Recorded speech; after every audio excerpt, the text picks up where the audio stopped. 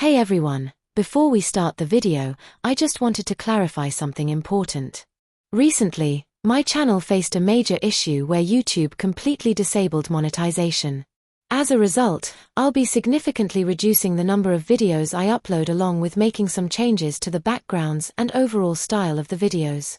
Despite these challenges, I'm committed to continuing to create quality content for you. And I truly appreciate your ongoing support. Thanks for understanding. And now, let's get into the video. The laughter around the dinner table stopped the moment I pulled out my phone. Sarah's new girlfriend, the one who'd been mocking me for the past 20 minutes, suddenly went very quiet. My father-in-law, who just told me to stop making his family look bad, was staring at my screen with his mouth open. My wife Jessica's hand froze halfway to her wine glass. And Brandon, my brother-in-law, who'd been encouraging his girlfriend's attacks all evening, looked like he'd just swallowed something rotten. My name is Tyler Morrison. I'm 36 years old. And until that Sunday dinner at my in-laws' house, I thought I'd married into a decent family. I'd been with Jessica for 8 years, married for 5, and I'd spent those years bending over backward to fit into the Patterson family dynamic. They were old-money Connecticut blue-blood dudes who never let you forget they came from something better than wherever you crawled out of. I came from a working-class neighborhood in Hartford where my dad drove trucks and my mom worked as a cashier at Stop and Shop. But I'd built something. Started my own logistics consulting firm at 28.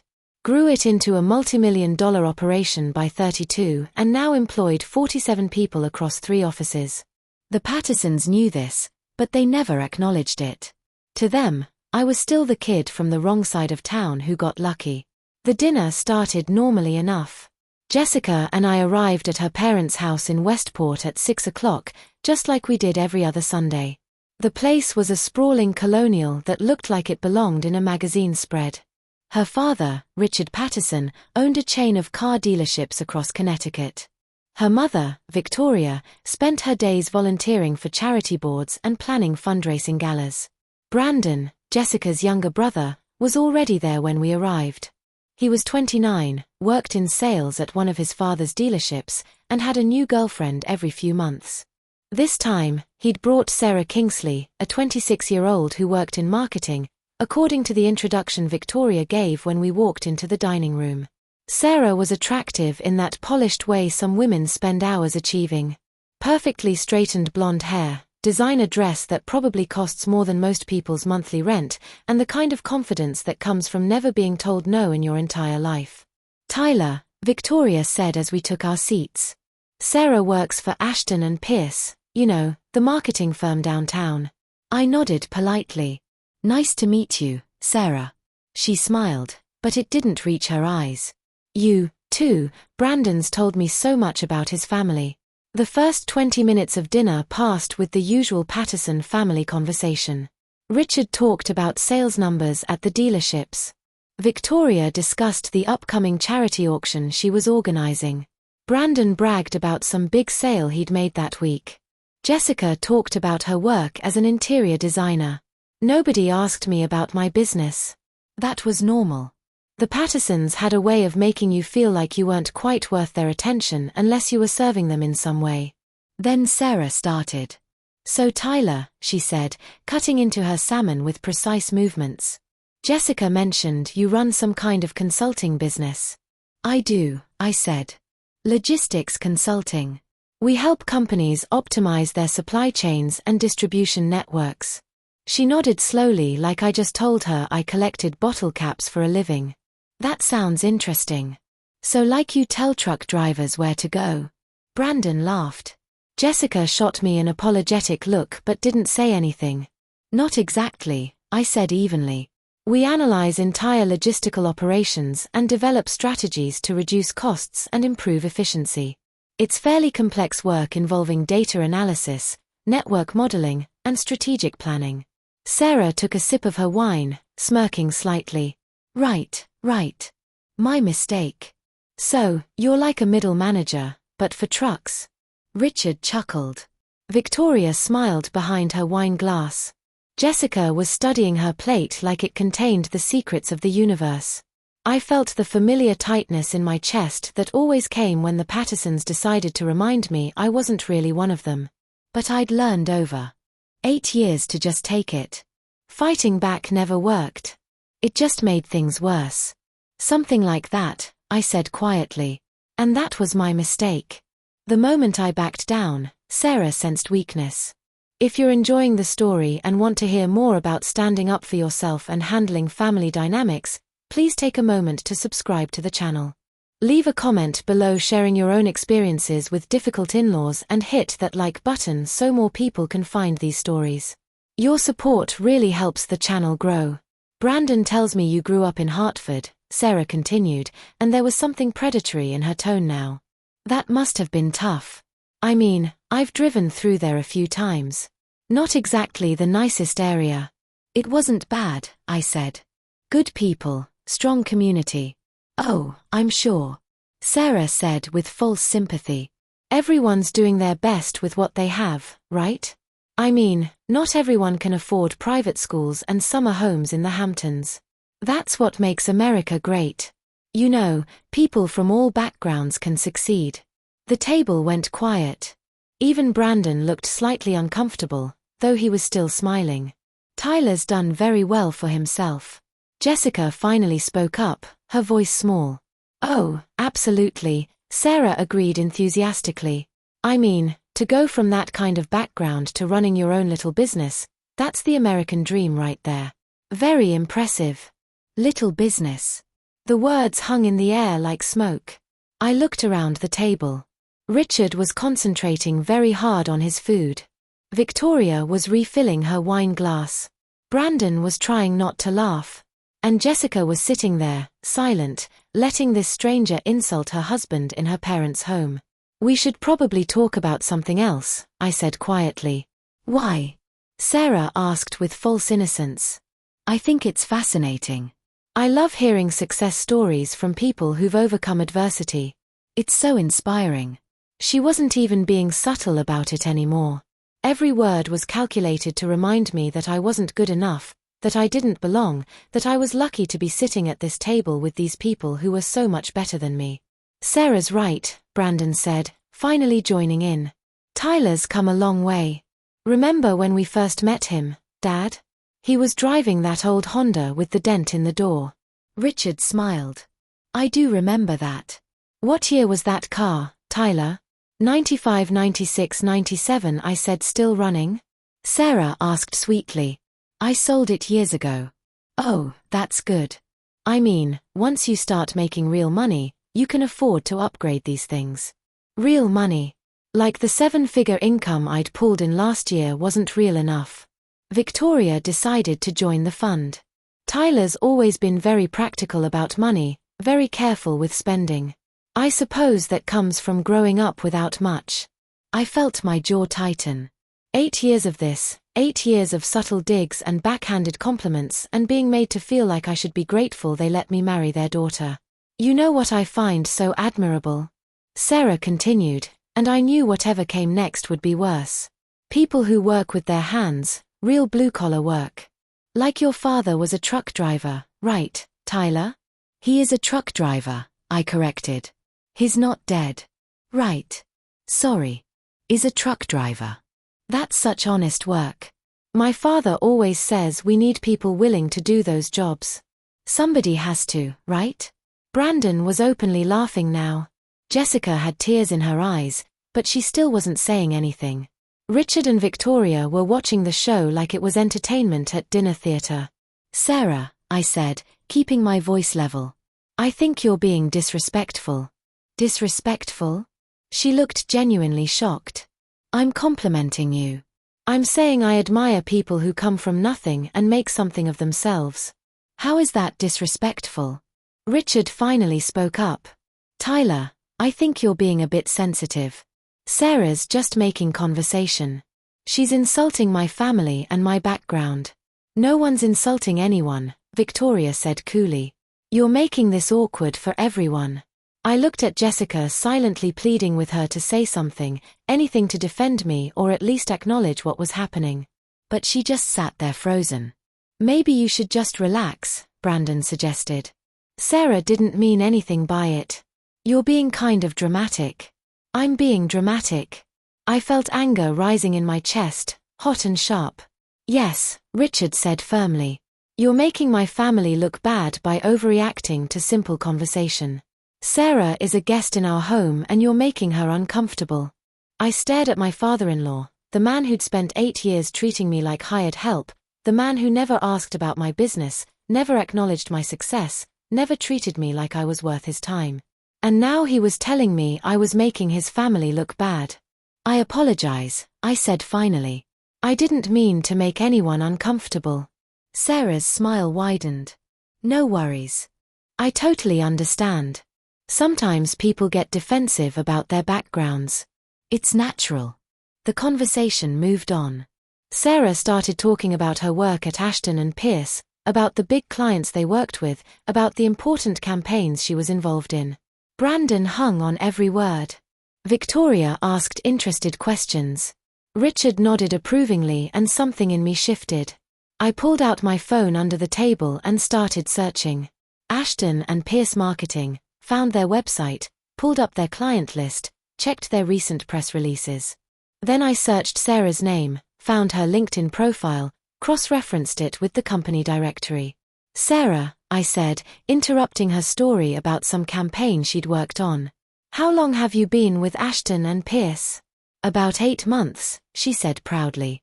I started as a senior marketing associate, but I'm already being considered for an account manager position. That's impressive, I said. And you said you work with their major clients. I do. I mean, I'm part of the team that handles them. It's very collaborative work. Which clients specifically? She hesitated for just a moment. Well, I can't reveal client names because of confidentiality agreements, but trust me, they're major brands. I nodded slowly. Right. Confidentiality. That makes sense. Why do you ask? Brandon said, suddenly defensive. Just curious about Sarah's work since she was so interested in mine earlier.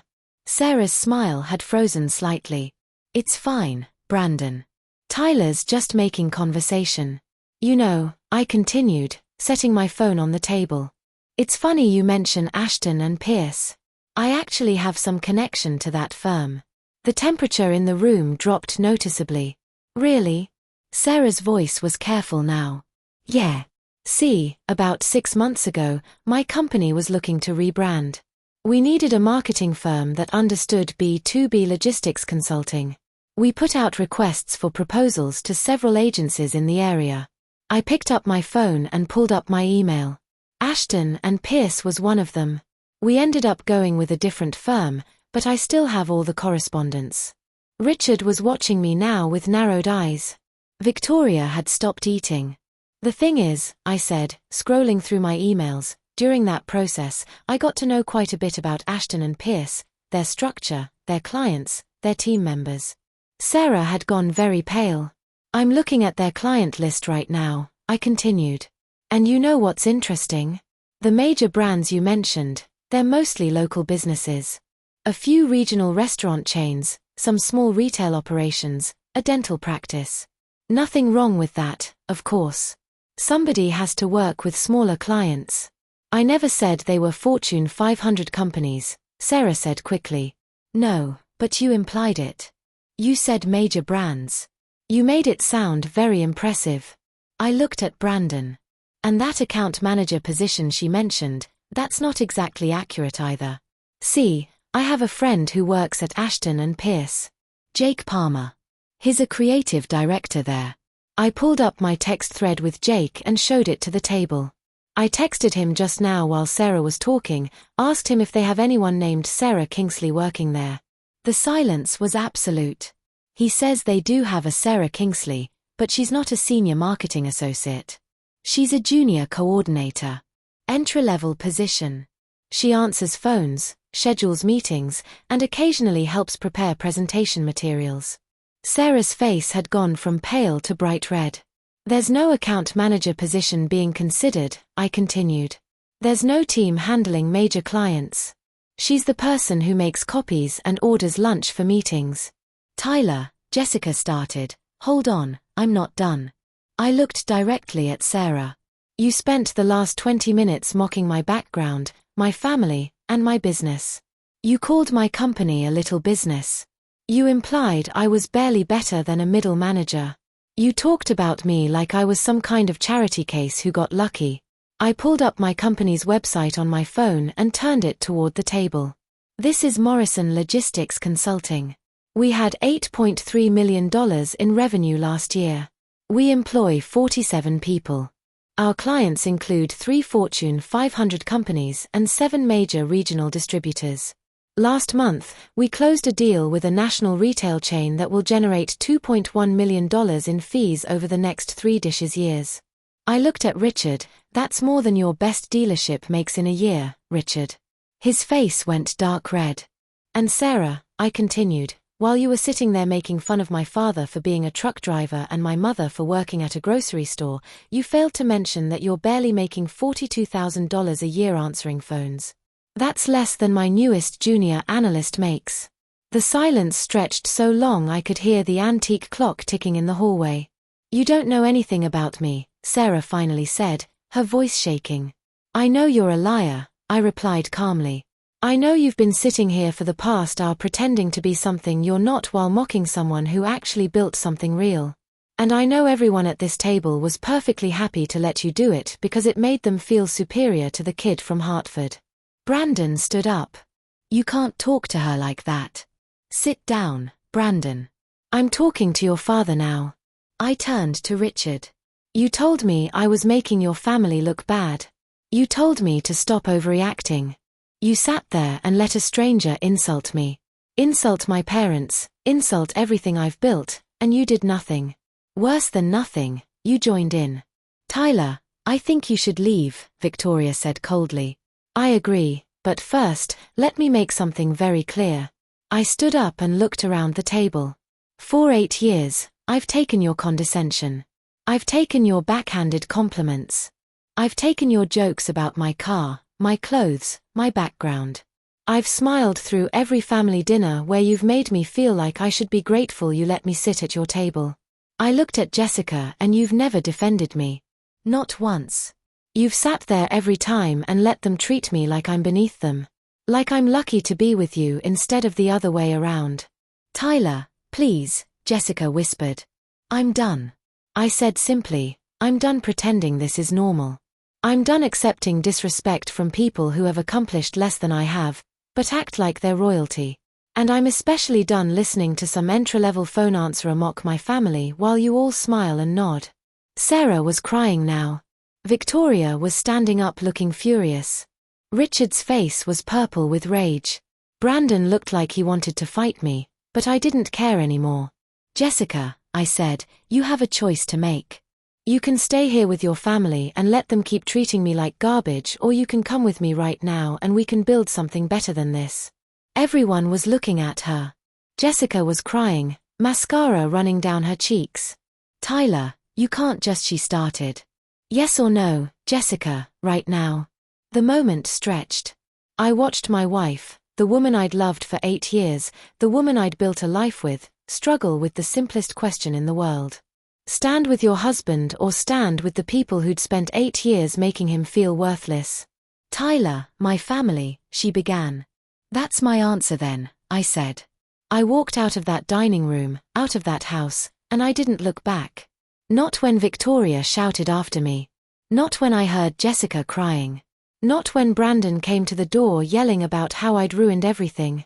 I got in my car, the nice BMW I'd bought with money I'd earned myself, and I drove home to our apartment, the apartment I'd paid for, with furniture I'd bought in a building I'd chosen.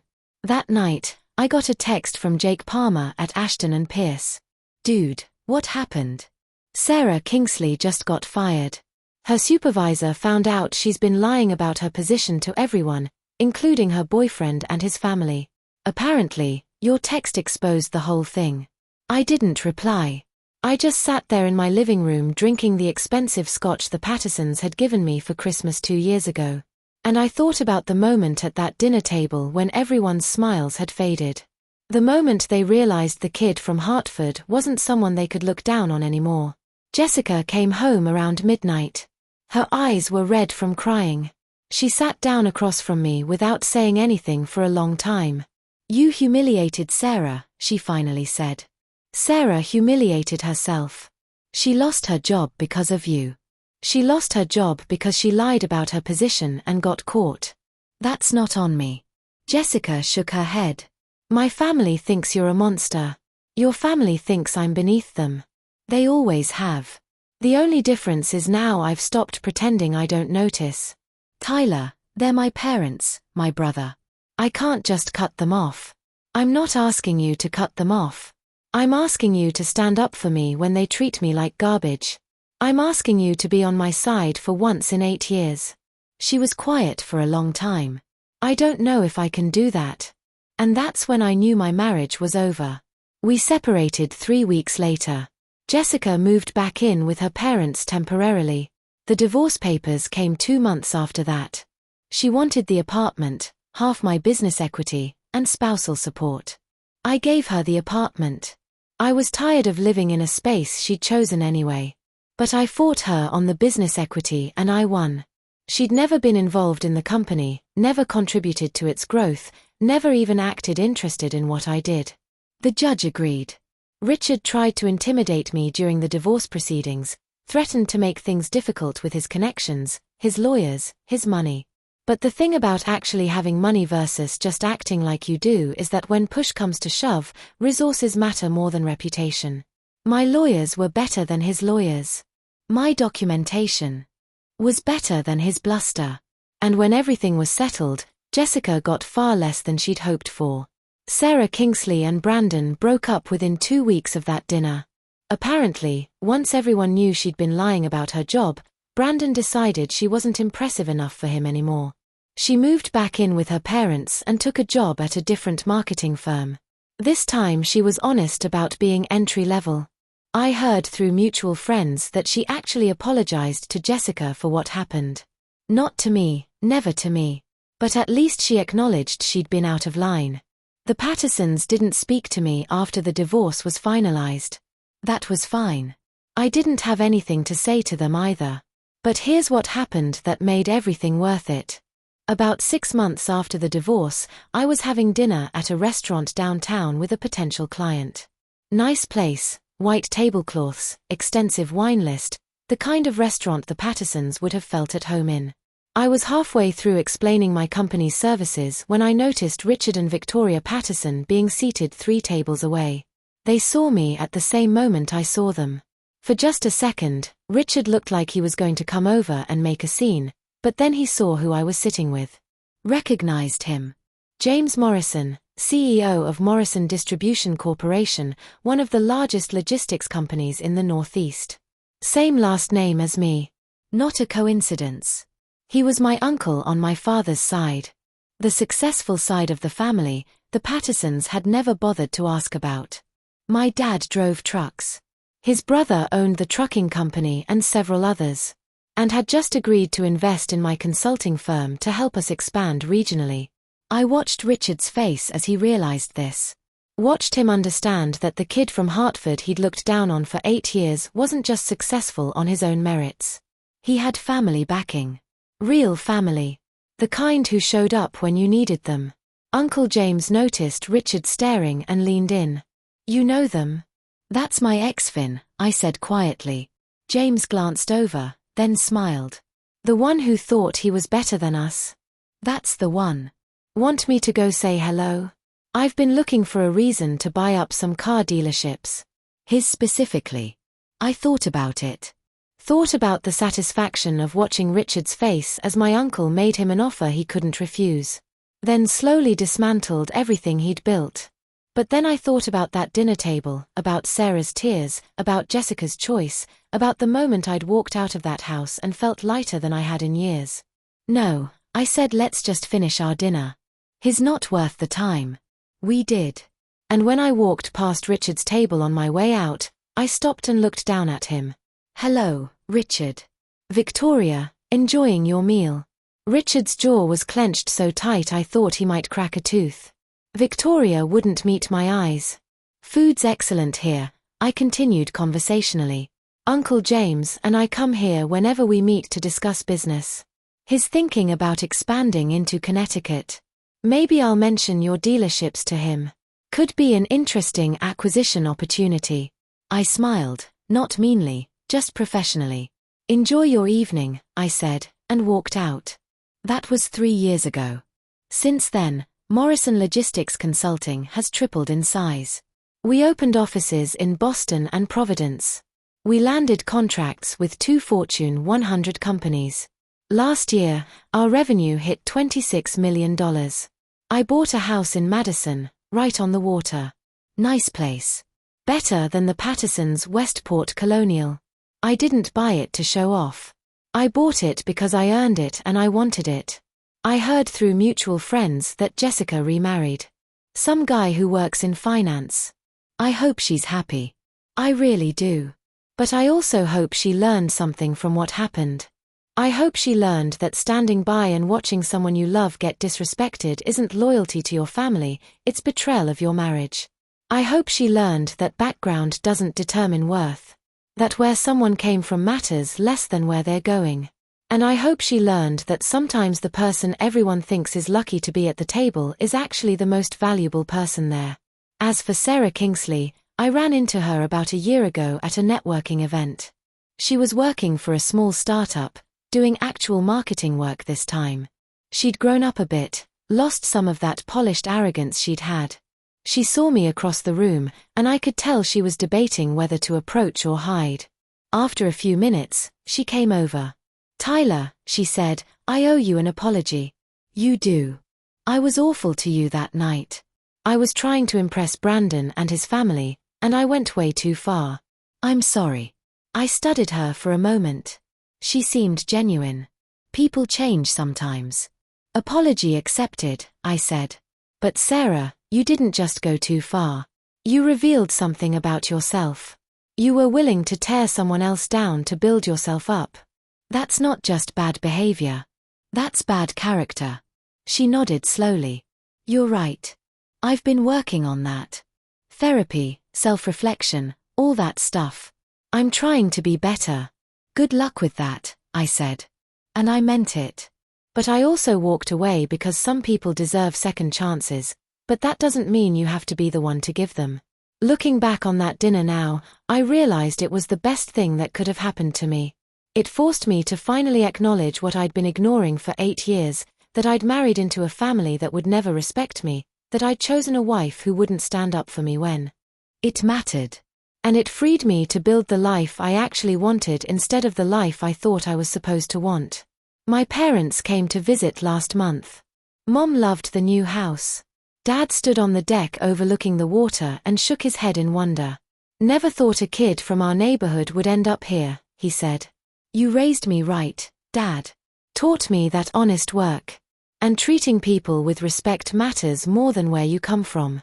He smiled. "Your mother and I are proud of you, Tyler. Not because of the money or the house, but because you didn't let anyone make you feel less than you are." That's the real lesson from that dinner. Not that I had money or success or connections, but that I finally refused to accept being treated as less than I was worth. The Pattersons taught me something valuable, even if they didn't mean to. They taught me that respect has to be demanded sometimes. That being nice and accommodating and hoping people will eventually see your worth doesn't work when they've already decided you're beneath them. Sometimes you have to pull out your phone and show them exactly who you are. And then you have to walk away from anyone who still doesn't get it. That Sunday dinner cost me a marriage and a relationship with my in-laws. But it gave me something more valuable. It gave me back my self-respect, and I wouldn't trade that for anything. If this story resonated with you, I hope you'll share it. Comment below about times you've had to stand up for yourself against people who underestimated you. And remember, your worth isn't determined by what other people think of you. It's determined by what you know about yourself. Thanks for listening to my story. Take care of yourselves out there and never let anyone make you feel small for where you came from. Your background is part of your strength, not something to be ashamed.